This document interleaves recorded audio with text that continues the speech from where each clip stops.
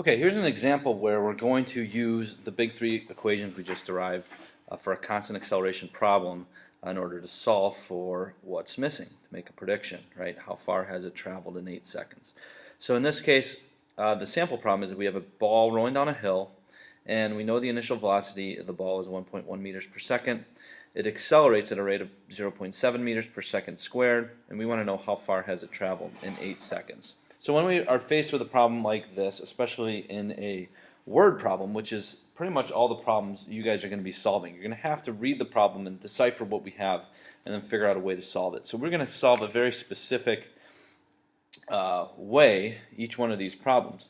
And what it's called is the guess method. The guess method is applied towards any problem-solving process, especially in the kinematics problems where there's lots of variables, lots of different equations you can use. This will help you structure your thinking. Problem solving is a step-by-step process. So many times, what I see when faced with a problem like this, you get out your calculator and you turn it on and you just start throwing in numbers and doing calculations. This is a terrible way to solve problems. Now, for some of you, you're going to say, oh, but well, I got the right answer. The point being, when the problems get more difficult, this would be a very easy problem. This is a problem that everyone in this class should be able to do, like without really thinking about it after you've learned how to do these. The problems are going to get harder and harder. The more complicated the problems are, the more important it is to track and keep track of what you're doing, what you're given, and where you're going with the problem, because it's not just something you can solve in one step. It might be 3 steps or 5 steps. So to practice good habits of setting things up the right way the first time you do a problem on the easy ones will give you that structured thinking so that you can solve the more difficult problems that'll fall. Okay, what do I mean when givens? When I mean givens, it's, well, what does the problem tell me that I can use to solve for what's missing? So what I know is the ball's rolling, and it's accelerating. It has an initial velocity of 1.1. The acceleration rate is 0.7, and I'm given a time here of 8 seconds. So I'm going to write these down under G, givens. Initial velocity, 1.1 meters per second.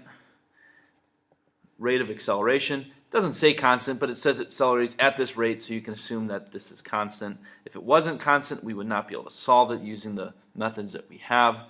And the time that goes by. The time interval is 8 seconds. So those are my givens. Other thing I want to do at this point when I'm setting up my givens is just diagram the situation. A diagram is really good for you visual learners, and for anyone, it just helps to make sure you're doing the right thing with your problem. So it's on a hill, so this is my hill, and it's going to fall, or it's going to roll. The initial velocity is down the hill, the acceleration is down the hill, and it's going to go a certain distance, which we'll call delta x, in a certain amount of time of 8 seconds. Okay? Again, the diagram might seem redundant or it might seem unnecessary in this problem, but as you get to more complicated problems where you have multiple distances and you have multiple objects that are moving at the same time and you're trying to compare the two, really important to have a diagram. Very, very kind of fundamental concept in solving physics problems. Okay, second step. What is my unknown? Okay, so the unknown in this case is what we're solving for. So my unknown here, how far? How far is a distance? So I want to know my delta x.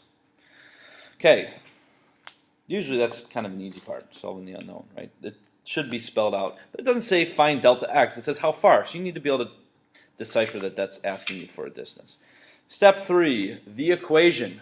Okay, so I got to go into my toolbox now and figure out what do I have that relates this information together to solve for what I'm missing. So I'm going to go to my big three equations. Again, have these handy.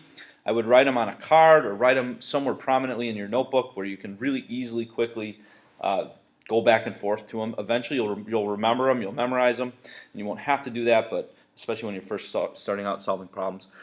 So in picking an equation, I need to pick something that, first of all, has what I need to solve for, right? I got to have a delta x, because without a delta x, I can't solve for delta x. And then I also am looking for something that has the givens that I know, so that I can use what I know to find what I'm missing. Now this, I said, is an easy problem. What makes it easy is if you look, the second equation, this has delta x, but it does no a, or it has no t, I'm sorry, it does have a. The second one, it's already set up to solve for delta x, and it's v naught t 1/2 at squared. I have v naught, I have t, I have a. Very easy problem. It's a plug and chugger from here. So I set up my equation as the second one, where delta x is v naught t plus 1/2 at squared. Now, as we progress, you're going to have to solve for variables that aren't already simplified. So maybe you have to solve for a using this, so you have to do some algebraic manipulation, or you have to find delta x to find something else. So it might be a multi-stepper, but this is just a single step. All right, now I solve. So my third S is the solve, which means in this case, since I have no algebraic manipulation to do, I don't have to move around the variables to get the variable I'm solving for on by itself independently. I just plug in the answers or the givens and then simplify. So V naught 1.1 meters per second. Very important to carry your units, and I will show you why. Time is 8 seconds plus 1/2, 0.7 meters per second squared times 8 seconds squared. Okay, reason the units are important here to include.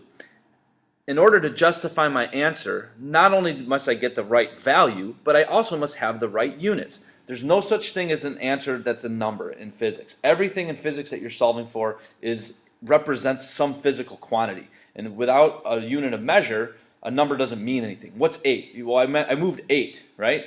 Well, 8 what? 8 centimeters, 8 kilometers, 8 miles? So the unit tells you exactly what it is you're finding. So without the unit, the number is worthless. All right, so 1.1 times 8. And my units here should give me, if I have any individual term, that should give me meters. So I have meters per second times seconds. Maybe I'll do the units in red. The seconds cancel, I'm left with meters. So the first term here, 8.8 meters. Good. That works so far. Plus, now I've got to square the 8, so I'm going to have 64 seconds squared. Square the unit as well, right? And then times 0.7 times 1/2. So 64 times 0.5 times 0.7. 22.4. And I have seconds squared, meters divided by seconds squared. So again, my units should cancel, and I'm left with meters here, which is good. I can only add like units. Right? If this was meters per second and this was meters, I have a problem, right? Because I have two different quantities there. Units always justify in a properly solved problem. So delta x here is, let's do this one in my head, 30.31.2 meters. And that is my solution.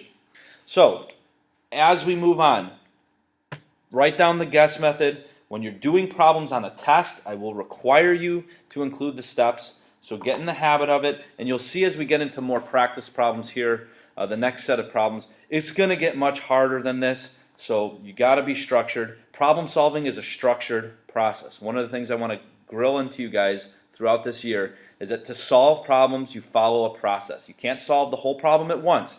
You're not going straight to the answer. You solve it by thinking through the steps. And if you can think through the steps, you can solve any problem in this class and in life, right? Because problem solving in life, sometimes you're dealt with something that's just like, oh, how am I going to figure this out? You figure it out step by step. It's a way of thinking that'll make you successful.